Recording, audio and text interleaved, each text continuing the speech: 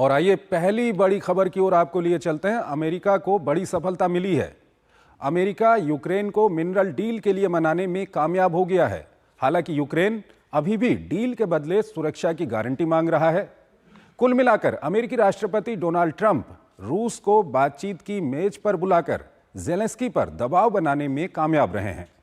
वहीं अमेरिका और रूस के अधिकारियों की भी एक बैठक होने वाली है, जिसमें रूस और अमेरिका के संबंधों को लेकर बातचीत होने की खबर है। ये रिपोर्ट देखिए। सत्ता संभालने के 24 घंटे के अंदर भले ही जंग रुकवाने में सफल नहीं हो पाए हों ट्रंप, लेकिन यूक्रेन को दी जाने वाली मदद का पैसा वापस लेने में कामयाब होते दिखाई दे रहे हैं। युद्ध की आग बुझाने के लिए ट्रंप ने ऐसी चाल चली कि यूक्रेनी राष्ट्रपति ज़ेलेंस्की उनके सामने घुटने टेकने को मजबूर हो गए। शांति की कूटनीति में राष्ट्रपति पुतिन को मोहरा बनाकर ट्रंप ने जो चक्रव्यूह रचा, उसमें न सिर्फ ज़ेलेंस्की बल्कि पूरा यूरोप घिरता हुआ दिखाई दे रहा है। ट्रंप ने एक तरफ रूस को वार्ता की मेज पर बुला लिया तो दूसरी ओर ज़ेलेंस्की पर दुर्लभ खनिज समझौते का दबाव बनाते रहे। हालांकि शुरुआत में इससे आनाकानी करने वाले ज़ेलेंस्की ट्रंप के दबाव को काफी देर तक बर्दाश्त नहीं कर पाए और समझौता करने के लिए तैयार हो गए। हालांकि खबर यह है कि अमेरिका अपनी पुरानी मांगों से पीछे हट गया है। पहले अमेरिका ने यूक्रेनी खनिजों से होने वाले मुनाफे में $500 बिलियन की हिस्सेदारी की शर्त रखी थी। बदले में यूक्रेन की सुरक्षा गारंटी की मांग है, लेकिन अमेरिका की तरफ से अब तक इस पर कोई आश्वासन नहीं मिला है, जबकि यूक्रेन का दावा है कि स्थायी शांति के लिए अमेरिका इस पे तैयार है। यूक्रेनी प्रधानमंत्री ने कहा है कि इसके बगैर समझौते पर हस्ताक्षर नहीं होंगे। उधर रूस ने एक बार फिर दोहराया है कि मास्को ने यूक्रेन में शांति सैनिकों की तैनाती के मुद्दे पर कभी विचार ही नहीं किया।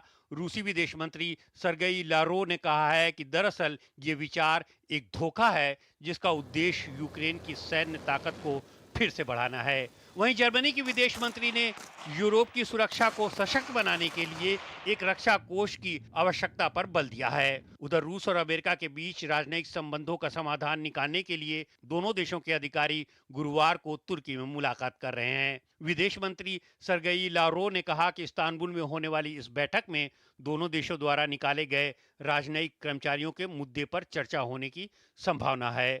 शांति प्रयासों के बीच दोनों देशों ने एक दूसरे पर ड्रोन की बौछार कर जंग की तीव्रता को बढ़ा दिया है। इस बीच रूसी रक्षा मंत्रालय ने कुर्स्क क्षेत्र में 2 बस्तियों से यूक्रेनी सेना को खदेड़ देने का दावा किया है।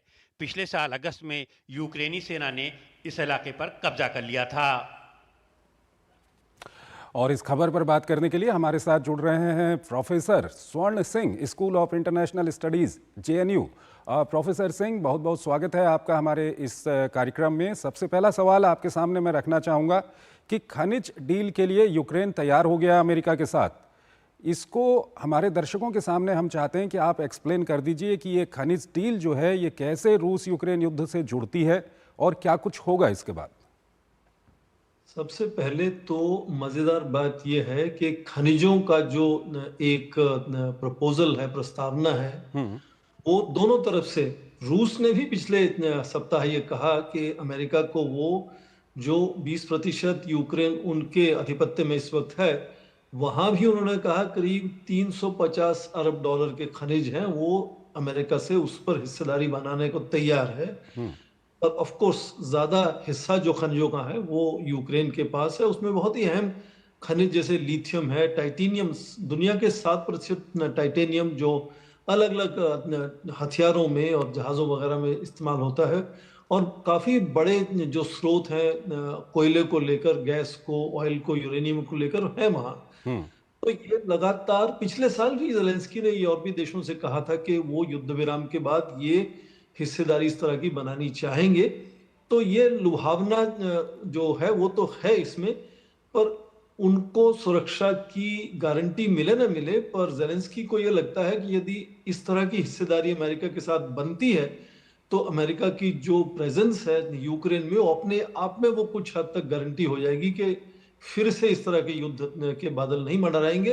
पर जो शांति प्रस्तावना होगी वो क्या होगी, क्या 20% यूक्रेन जो रशिया की ऑक्यूपेशन में है वो छूटेगा या नहीं छूटेगा, तो अभी बहुत सी चीजें साफ नहीं है। और ये $500 बिलियन की जो बात है ये भी भविष्य में है, इसमें 5 साल, 10 साल, 15 साल कितने लग सकते हैं वो अभी कोई तय नहीं हुआ।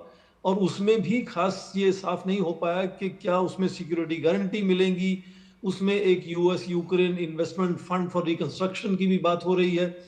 तो बहुत सी चीजें अभी साफ नहीं है। और आप जानते हैं जिस तरह से राष्ट्रपति ट्रंप पिछले ही सप्ताह कह रहे थे कि जेलेंस्की डिक्टेटर हैं और उनको इलेक्शन कराना चाहिए, तो कब कौन किधर को बदल सकता है वो भी एक तरह से सर, लगातार यहाँ पर ये भी संभावना। जानना चाहेंगे कि क्या प्रेसिडेंट ट्रंप, जो उन्होंने शुरुआत की थी रूस के साथ अमेरिका की जो बातचीत हुई थी रूस यूक्रेन युद्ध को लेकर के, उसके जरिए, क्योंकि जेलेंस्की पहले मान नहीं रहे थे इस तरह की डील के लिए, तो उसके जरिए कहीं ना कहीं जेलेंस्की पर दबाव बनाने में कामयाब रहे हैं? बिल्कुल आपने ठीक कहा कि यदि अमेरिका पीछे हटता है यूक्रेन की सहायता से तो यूरोपीय देश ही बचते हैं, और वो अभी एक मत नहीं हो पाए किस तरह से वो जो जितना वैक्यूम बनेगा अमेरिका के पीछे हटने से क्या उसको भर पाएंगे या नहीं। तो उसके चलते ही मुझे लगता है ये दबाव बना राष्ट्रपति जेलेंस्की के ऊपर। वो आकर अब उनसे मिलना चाहते हैं, पर इसमें मैं जैसे कह रहा हूं कि अभी बहुत सी चीजें अभी साफ नहीं है कि क्या उनका संधि किस तरह की होगी, कैसे होगी। सबसे बड़ी बात यह है कि चाहे वो जेलेंस्की से बात करने की कोशिश हो या प्रेसिडेंट पुतिन से बात करने की कोशिश हो, नेटो एलाइज जो यूरोप के उनके खास दोस्त हैं उनको उन्होंने बिल्कुल अलग थलग कर दिया इसमें से। तो एक तरह से पूरा जो ढांचा है सुरक्षा का यूरोप में वो अपने आप में तनाव में आ जाता है। इसलिए राष्ट्रपति जेलेंस्की को लगता है कि जो भी संभव है इस वक्त वो उनको कर लेना चाहिए। और यदि किसी तरह से अमेरिका से हिस्सेदारी बनाते हैं वो यूक्रेन में, तो शायद अपने आप में सीधी, चाहे सपाट उनको गारंटी सिक्योरिटी गारंटीज ना मिले, पर अमेरिका की जब प्रेजेंस होगी यूक्रेन में लगातार वहां, तो शायद वो अपने आप में एक गारंटी बने।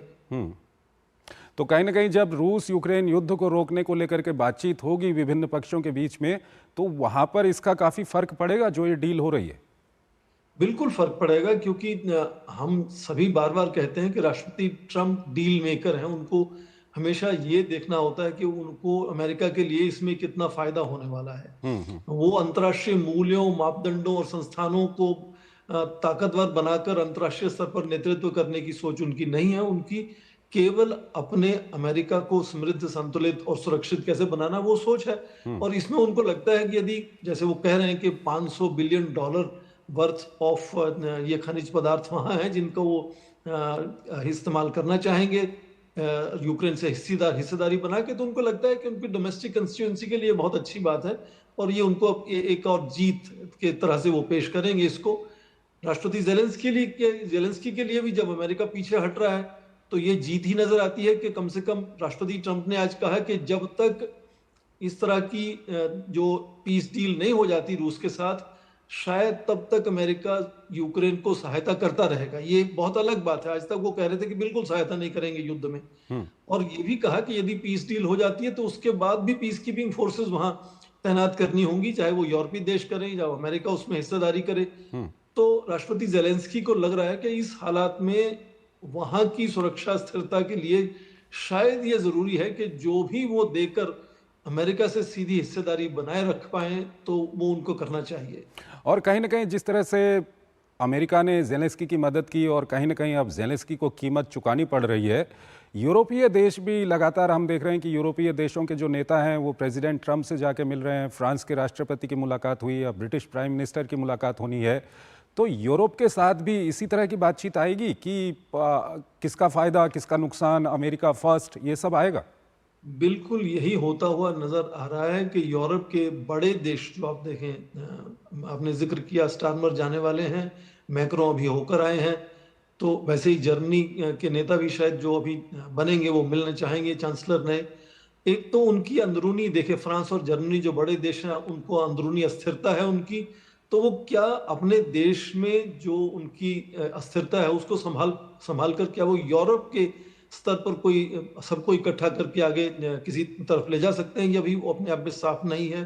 तो उसमें उनको भी लगता है कि किसी तरह से यदि राष्ट्रपति ट्रंप से उनकी दोस्ती बनी रहे तो शायद उनको यूरोप में सुरक्षा संतुलन बनाने में सहायक होगी, और रूस का जो खतरा है उनको अपने आप अकेले नहीं झेलना पड़ेगा, बल्कि अमेरिका उनके साथ जुड़ेगा इसमें।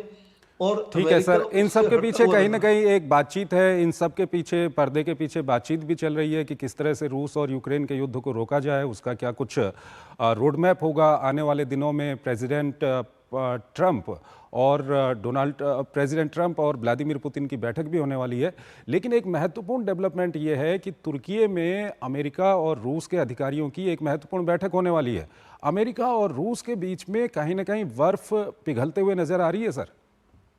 बिल्कुल, आप देखें कि कोशिश ये है राष्ट्रपति ट्रंप की कि रूस को यदि वो सीधी बातचीत करके किसी तरह से उनसे अपना तालमेल अच्छा करते हैं, तो रूस को वो ईरान और चीन और नॉर्थ कोरिया से जुड़ने से थोड़ा पीछे कर सकते हैं। इसलिए फिर वो एक तरह से संभव होगा अमेरिका के लिए, वो चीन की चुनौती पर ज्यादा ध्यान देना चाहते हैं। तो एक तो ये भी कोशिश है उनकी तरफ से, और दूसरा ये कि यदि किसी तरह से ये यूक्रेन युद्ध समाप्त होता है तो फिर वो चाहेंगे कि यूरोप की सुरक्षा की जिम्मेदारी यूरोपीय देश खुद उठाए और अमेरिका अपनी अंदरूनी जो सुरक्षा और समृद्धि है उस पर ध्यान दे, या उसके अलावा चीन की जो चुनौती है उस पर सीधा ध्यान दे पाए। ये कोशिश उनकी है, इसीलिए वो कोशिश कर रहे हैं कि सीधी राष्ट्रपति पुतिन से उनकी बातचीत हो और बैठक हो जाए। ठीक है सर, आप हमारे साथ बने रहिएगा। एक और खबर है, उस पर अभी हम आपसे बातचीत करेंगे। फिलहाल यहाँ पर हमको एक छोटा सा ब्रेक लेना